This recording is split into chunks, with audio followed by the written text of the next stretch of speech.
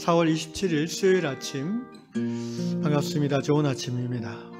오늘도 하나님 품 안에서 하나님의 말씀 따라 성령의 능력으로 승리하시는 하루 되시기를 축복합니다. 기도하겠습니다. 아버지 하나님, 이 세상 사는 동안 하나님을 아버지로, 예수님을 주와 하나님으로 고백하며 성령 인도하신 가운데 말씀 따라 살게 해주시니 감사합니다. 늘 부족하고 늘 넘어지지만 또한 우리에게 그리스도의 몸된 교회를 주셔서 서로 중보하며 서로 사랑하며 서로 위로하며 서로 힘을 합하여 함께 하나님 나라를 이루어감으로 우리가 또 이 세상을 넉넉히 이기게 되는 줄로 믿습니다. 오늘도 주의 말씀이 우리를 빛으로 인도하여 주실 줄로 믿습니다. 예수님의 이름으로 기도하옵나이다. 아멘. 찬송가 210장입니다. 시온성과 같은 교회.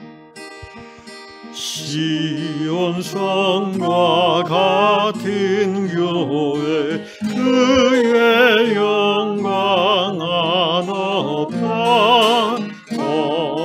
허락하신 말씀대로 주가 친히 세웠다. 반석 위 세운 교회, 흔들 자가 누구랴. 모든 원수 외워싸도 아무 의심 없도다. 생명샘이 솟아나와 모든 성도 마시니 언제든지 흘러넘쳐 부족함이 없도다. 이런 물 흘러가 목마를 자 누구랴.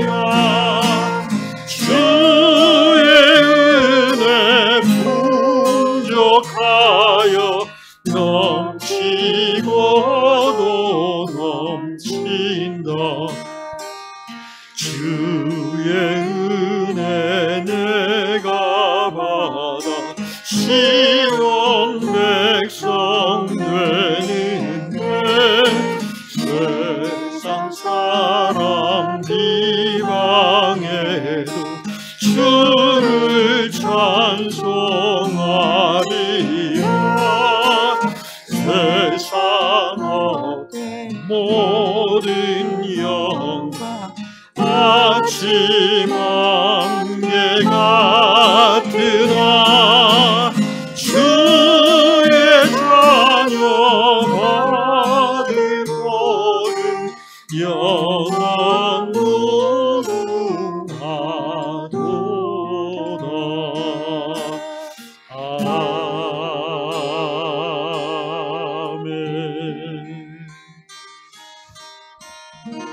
아멘. 오늘 하나님의 말씀 구약 학개서 1장 1절로 9절 말씀 나누겠습니다. 구약 성경 소선지서 중에 포로기 이후의 선지서 학개 1장 1절로 9절. 다리오 왕 제2년 여섯째 달 곧 그 달 초하루에 여호와의 말씀이 선지자 학개로 말미암아 스알디엘의 아들 유다 총독 스룹바벨과 여호사닥의 아들 대제사장 여호수아에게 임하니라. 이르시되 만군의 여호와가 이같이 말하여 이르노라. 이 백성이 말하기를 여호와의 전을 건축할 시기가 이르지 아니하였다 하느니라. 여호와의 말씀이 선지자 학개에게 임하여 이르시되 이 성전이 황폐하였거늘 너희가 이때에 판벽한 집에 거주하는 것이 옳으냐. 그러므로 이제 만군의 여호와가 이같이 말하노니 너희는 너희의 행위를 살필지니라. 너희가 많이 뿌릴지라도 수확이 적으며 먹을지라도 배부르지 못하며 마실지라도 흡족하지 못하며 입어도 따뜻하지 못하며 일꾼이 삭슬 받아도 그것을 구멍 뚫어진 전대에 넣음이 되느니라. 만군의 여호와가 말하노니 너희는 자기의 행위를 살필지니라. 너희는 산에 올라가서 나무를 가져다가 성전을 건축하라. 그리하면 내가 그것으로 말미암아 기뻐하고 또 영광을 얻으리라. 여호와가 말하였느니라. 너희가 많은 것을 바랐으나 도리어 적었고 너희가 그것을 집으로 가져갔으나 내가 불어버렸느니라. 나 만군의 여호와가 말하노라. 이것이 무슨 까닭이냐? 내 집은 황폐하였으되 너희는 각각 자기의 집을 짓기 위하여 빨랐음이니라. 아멘. 오늘 다락방 이야기는 오스트레일리아 퀸즐랜드주에 사시는 다이앤 자매님의 이야기입니다. 자매님은 최근에 교회가 분열되는 아픔을 겪었습니다. 절반 정도의 성도들이 교회를 떠났다고 합니다. 이유는 어떤 교리적인 의견 충돌이 있었고 또 개인적인 다툼도 있었고 다양한 이유로 마귀가 한번 교회를 흔들기 시작하면 이렇게 이런저런 문제가 생기면서 마음이 상한 사람들이 교회를 떠나게 되기도 하죠. 그런 힘든 와중에 다인 자매님이 어느 날 학개서 1장을 묵상하는데 하나님께서 자매님에게 어떻게 하면 이 무너진 교회를 다시 세울 수 있을까를 고민하게 하셨고 그리고 나름대로 실천하도록 인도해 주셨습니다. 오늘 위안교회 상황과 함께 맞물려서 이 말씀을 묵상하게 되었는데요. 먼저 학개서의 역사적 배경을 좀 살펴볼 필요가 있습니다. 그래야 이해가 됩니다. 학개는 선지자 학개라고 1절에 나오는데 맞습니다. 선지자의 이름입니다. 주전 586년 남유다가 바벨론에 의해서 멸망한 후에 활동했던 선지자입니다. 고레스 왕 멸망하고 나서 70년이 지난 후에 에레미야 예언에 나오죠. 귀환할 것이라고. 그래서 이제 그때가 페르시아의 고레스 왕 때인데요. 고레스 왕의 칙령으로 이제 약 5만 명 정도의 유대인들이 포로로 잡혔던 유대인들이 예루살렘으로 귀환하죠. 이때의 지도자가 이제 스룹바벨이지요. 그리고 스룹바벨과 함께 귀환한 예루살렘에서 대제사장 여호수아가 있었고요. 그다음에 선지자로는 학개가 있었고 그리고 스가랴 선지자도 함께 있었습니다. 고레스가 죽은 다음 이제 다리오 2년 여기 다리오 왕제 2년이라고 1절에 나오잖아요. 이때가 주전 약 520년경이라고 생각합니다. 하나님께서 선지자 학개를 통해서 유대인들로 하여금 성전을 건축하도록 촉구하시는 내용으로 이 말씀이 시작됩니다. 학개서 1장 2절입니다. 만군의 여호와가 이같이 말하여 이르노라. 이 백성이 말하기를 여호와의 전을 건축할 시기가 이르지 아니하였다 하느니라. 하나님께서 학개를 통해서 이제 무너진 성전을 재건해야 된다라는 말씀을 전해주셨는데 백성들이 귀담아 듣지 않는다는 거예요. 그러면서도 아직 때가 안 됐어요. 우리 먹고 살기도 바빠요. 이렇게 핑계를 대는 거죠. 그러자 하나님께서 학개를 통해서 또 말씀하십니다. 4절 이 성전이 황폐할거늘 너희가 이때 판벽한 집에 거주하는 것이 옳으냐. 판벽한 집이란 것은 잘 갖추어진 집을 말하는 말이죠. 그러니까 하나님의 성전은 허물어져서 폐허가 되어 있는데 너희 먹고 살 궁리만 하는구나 이 말입니다. 그래서 하나님께서 뭐라 하십니까? 6절에 너희가 계속 이렇게 나오면 너희가 농사를 질 때 씨를 많이 뿌려도 수확이 많지 않을 거다. 배부르지 못하고 많이 마셔도 흡족하지 못할 거다. 그러니까 포도의 질이 좋은 질이 안 나올 거라는 그런 의미입니다. 하나님의 성전을 외면하고 너희 개인 집만 그렇게 잘 먹고 잘 사는 것만 생각하면은 너희가 생각하는 부유함은 주어지지 않을 거라는 하나님의 경고이죠. 그러면서 8절에서 너희는 산에 올라가서 나무를 가져다가 성전을 건축하라. 그리하면 내가 그것으로 말미암아 기뻐하고 또 영광을 얻으리라. 여호와가 말하였느니라. 보통 이제 목사님들이 이 말씀 가지고 이제 예배당 새로 짓자 이런 말씀 많이 하십니다. 근데 저는 이제 그런 적용은 별로 하고 싶지 않고요. 이 말씀을 저는 눈에 보이는 건물을 새로 짓자는 것이 아니라 교회는 사실 보이지 않는 그리스도의 몸 아니겠습니까? 영적인 교회를 다시 세우고 건축하는 것에 저는 이 말씀을 받아들여야 된다고 생각합니다. 다이앤 자매님은 이 학개서 말씀을 묵상하면서 분열되고 흩어져서 반쪽이 된 우리 교회를 어떻게 재건할 수 있을까를 기도하면서 이런 이야기를 했습니다. 모든 기도에 내가 적극 참여해야 되겠다.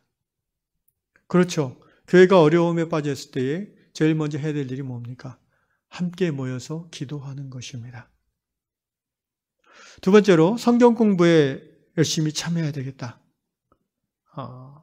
성경을 공부한다는 것은 하나님의 뜻을 공부하는 것이고 이 교회를 향한 하나님의 뜻을 우리는 성경 말씀을 묵상하고 공부하면서 깨달을 수 있는 거죠.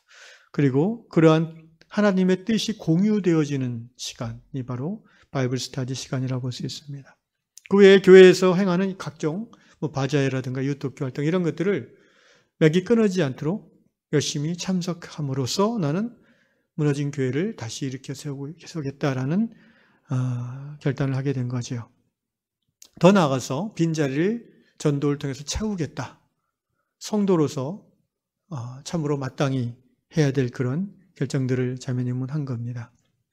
그리고 어떤 경우에도 긍정적인 태도를, 여러분 이렇게 교회가 큰 우환이 있어서 사람들이 풀이 죽어 있고 그런 상황에서 자칫하면 또 뭔가 부정적인, 불신앙적인 말과 행동들이 전체 분위기를 잠식할 수가 있는데 그렇지 않도록 나는 긍정적인 태도와 말을 견지하겠다.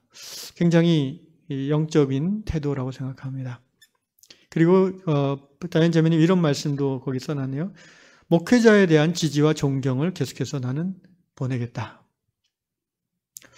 이 목사님이 원래 있던 목사님인지 아니면 교회가 분열된 후에 또 새로 바뀐 목사님인지 모르겠지만은 어쨌든 지금 현재 하나님께서 세워주신 목자임을 우리가 받아들이고 그의 어떤 하고자 하는 일과 또 그가 제시하고자 하는 것에 대해서 지지하고 여전한 존경을 표하는 것. 이것이 바로 학개서 1장을 묵상하면서 다이앤 자매님이 자신이 무너진 교회의 재건 위해서 이렇게 적용하기로 한 내용들인 것이죠.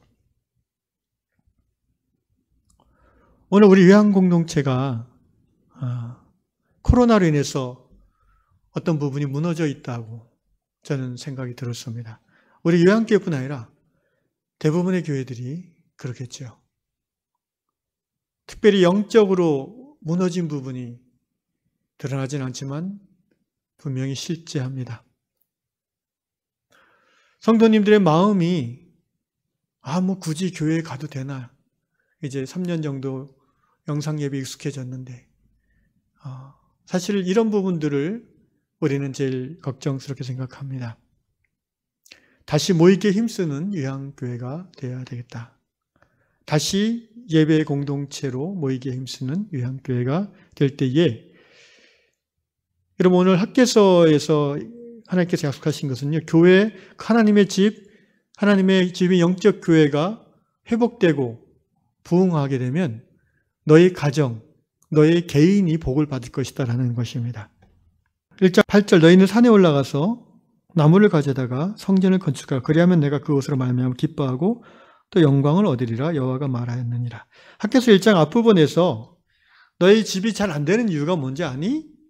네가 하나님의 집인 교회보다 네 가정, 네 개인의 안위를 먼저 생각하기 때문에 네가 하는 사업이나 가정이 그렇게 안 되는 거야 라는 말씀을 우리에게 주시는 거예요. 그렇다면 반대로 우리가 내 개인과 가정의 삶이 아니라 신앙 공동체의 삶의 우선순위를 두고 그 공동체를 영적으로 세워나가는 일에 헌신하고자 할 때에 하나님은 우리 개인과 가정의 삶을 축복하시겠다는 것입니다.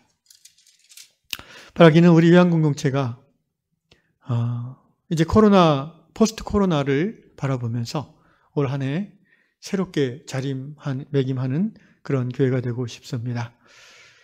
여기 다이안 자매님이 제시했던 교회 재건의 비전, 재건의 내용처럼 기도회, 소그룹 성경 공부, 전도와 봉사, 또 여러 가지 올해 계획했지만 연기했던 훈련 세미나나 수련회, 그리고 우리가 동일한 비전을 갖고 앞서 나가 있는 그런 다른 교회들 탐방하는 이런 일들을 이제 우리가 코로나 이후에 하나씩 둘씩 실천해야 되겠습니다. 그것이 교회를 영적으로 재건하는 것입니다. 그것이 유한 공동체가 하나님 보시기에 아름다운 성전으로 지어져 가는 것입니다.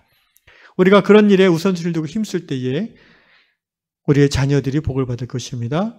우리의 사업체가 복을 받을 것입니다. 우리의 가정이 평안의 복을 누리게 될 것입니다. 기도하겠습니다. 고마우신 아버지 하나님, 그렇습니다. 신앙은 나 중심의 삶에서 하나님 중심의 삶으로의 변한 과정인 것을 고백합니다. 나 우선에서 하나님 우선으로, 그리고 나 중심에서 이웃 중심으로 삶의 태도와 말과 행동이 바뀌어 나갈 때에 하나님이 우리를 축복하시는 줄로 믿습니다. 우리 유한 공동체가 영적으로 무너져 있는 부분들을 이제 고백하고 코로나 이후에 하나하나 이것들을 수복해 나갈 때에 주님, 하나님이 기뻐하시는 그루터기에 심겨진 거룩한 씨앗교회로 나아가도록 주님 인내를 베풀어 주시옵소서.